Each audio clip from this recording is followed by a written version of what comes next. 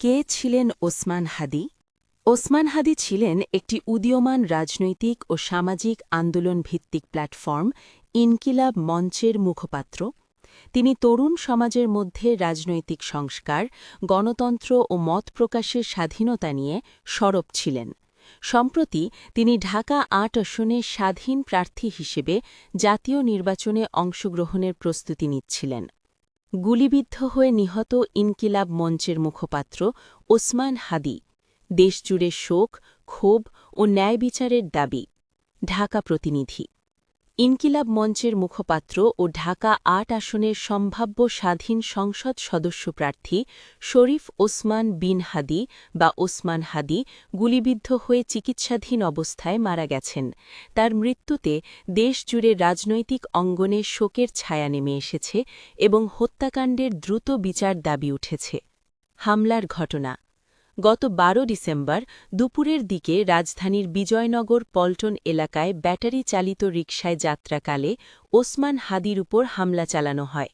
প্রত্যক্ষদর্শীদের বরাতে জানা যায়, একটি মোটরসাইকেলে আসা হেলমেট পরিহিত দুর্বৃত্তরা পেছন থেকে খুব কাছ থেকে গুলি চালায়।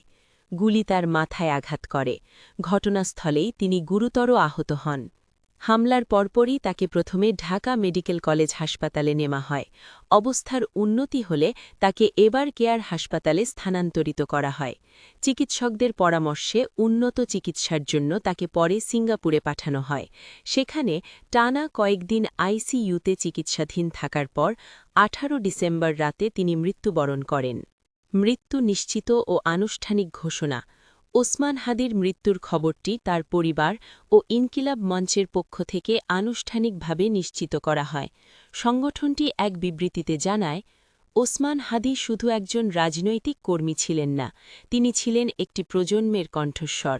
তার মৃত্যু একটি পরিকল্পিত রাজনৈতিক হত্যাকাণ্ড। বিএনপি, জামায়াতে ইসলামী সহ বিভিন্ন রাজনৈতিক দল গভীর শোক প্রকাশ করেছে। দ্রুত হত্যাকারীদের গ্রেফতার ও দৃষ্টান্তমূলক শাস্তির দাবি জানানো হয়েছে। ঢাকা সহ বিভিন্ন জেলায় বিক্ষোভ মিছিল ও প্রতিবাদ সমাবেশ অনুষ্ঠিত হয়। কিছু স্থানে উত্তেজনা ছড়িয়ে পড়লে আইন-শৃঙ্খলা বাহিনী সতর্ক অবস্থানে থাকে। পুলিশ জানিয়েছে, ঘটনাটি পরিকল্পিত হত্যাকাণ্ড হিসেবে তদন্ত করা হচ্ছে। হামলাকারীদের শনাক্তে সিসিটিভি ফুটেজ বিশ্লেষণ চলছে। একাধিক সন্দেহভাজনকে জিজ্ঞাসাবাদ করা হয়েছে। মূল অভিযুক্তদের গ্রেফতারে অভিযান অব্যাহত রয়েছে। নিহতের পরিবার ও ইনকিলাব মঞ্চের পক্ষ থেকে একটি স্বচ্ছ ও আন্তর্জাতিক মানের তদন্ত, হত্যার পেছনের উদ্দেশ্য ও মদতদাতাদের প্রকাশ, রাষ্ট্রীয়ভাবে মরদেহের সম্মান ও স্মরণ আয়োজনের দাবি জানানো হয়েছে। ওসমান হাদির মৃত্যু কেবল একটি ব্যক্তিগত ক্ষতি নয়, বরং এটি দেশের রাজনৈতিক সহিংসতা ও মত প্রকাশের নিরাপত্তা নিয়ে গভীর প্রশ্ন তুলেছে।